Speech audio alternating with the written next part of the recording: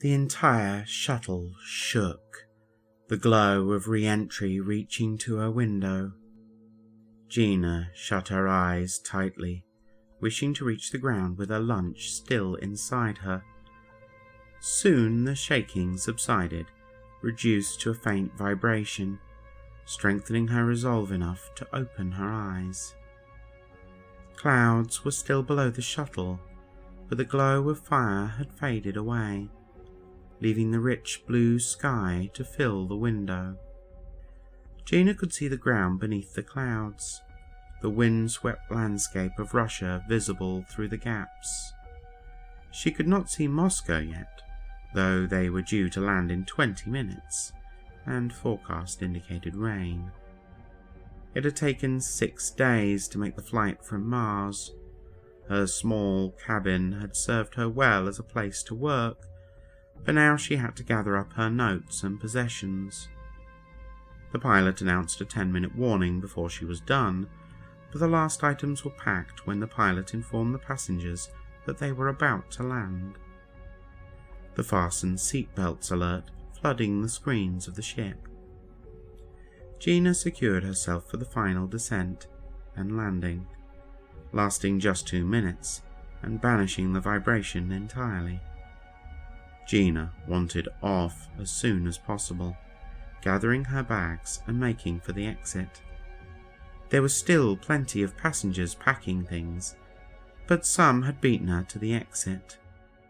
The shuttle had connected to a boarding corridor, keeping the cold and rain of the city from reaching its passengers. Making her way through the spaceport was slow work, hundreds of commuters moving back and forth, though it wasn't as busy as Helium's space elevator had been. But she wished it had been quiet, to suit the mood of her trip. It wasn't much longer before she was out in the morning air, coat and hood securely buttoned and zipped. It wasn't particularly heavy rain, but the cold wind felt like it was sucking the heat right out of her, urging her to a cab and the warmth within. Swiping her card over the sensor, Gina read out the address she had found.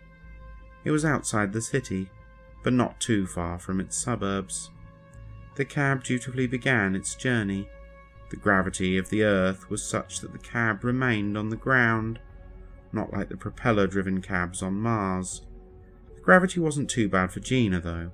Her bones and muscles built for the high gravity of Earth.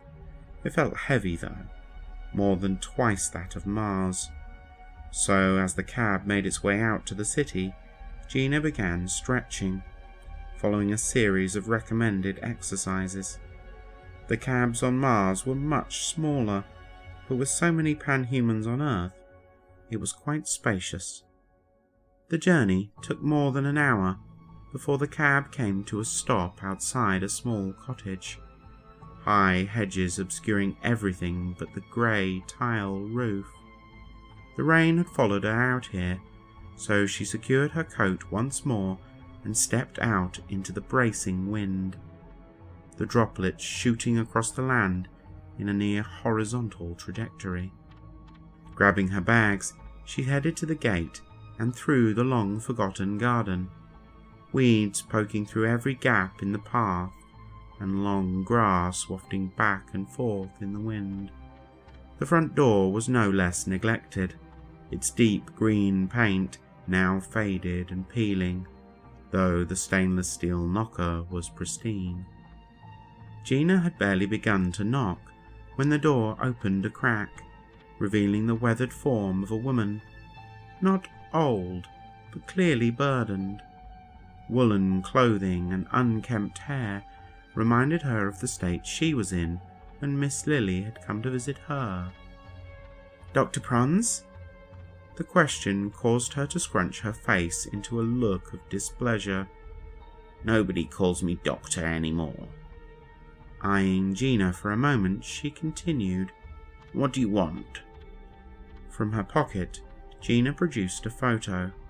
Miss Lily had furnished her with it, a picture of her from just after the emancipation. Holding it up, Gina started her well-practiced speech. My name is Gina, and the cat in this picture is a friend of mine, Miss Lily. She is looking to make contact with the fox from back then." Without a word, and in the middle of her speech, Dr. Prons slammed the door shut. Gina stumbled over her words for a moment, but she wasn't going to give up that easily. Stepping right up to the door and banging on it, she called out, "Your shadow has taken my husband!" The door opened again, wider than before, but still not very inviting. "My husband Anna has been in a coma for months. I'm not going anywhere until I get your help." Gina wore her most determined expression, keeping eye contact with the doctor. With a sigh, she opened the door wide. "Well, you better come in then."